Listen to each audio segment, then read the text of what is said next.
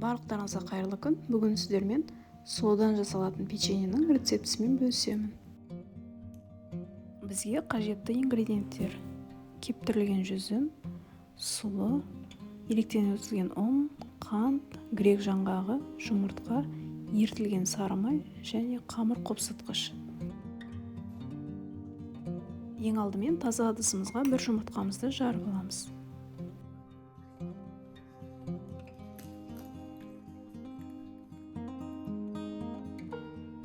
Үстіне қантымызды қосып,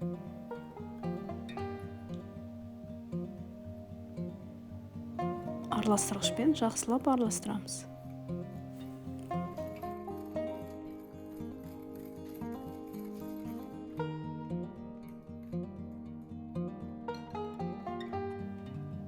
Сосын ерітілген сары майымызды қосамыз.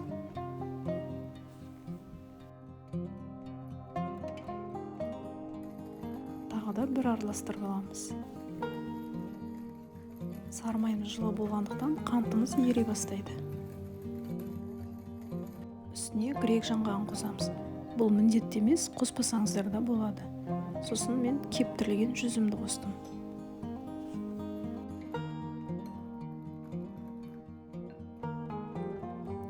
Қамыр қопсытқышымызды қосамыз.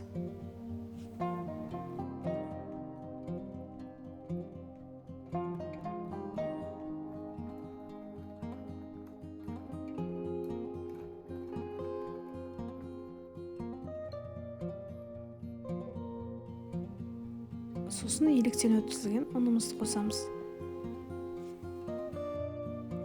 Біркелкі қылып араластырып аламыз. Ең соңында сұлы үлпектерін қосамыз. Сұлының өлшемі үлкен болу міндетті емес, кез келген сұлы бола береді. Жақсылап араластырамыз.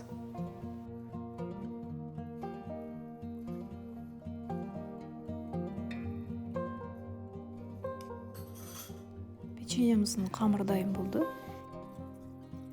Енді қамырымыздан шамамен кішірек шариктер алып, осылай печеньемізді жасап шығамыз.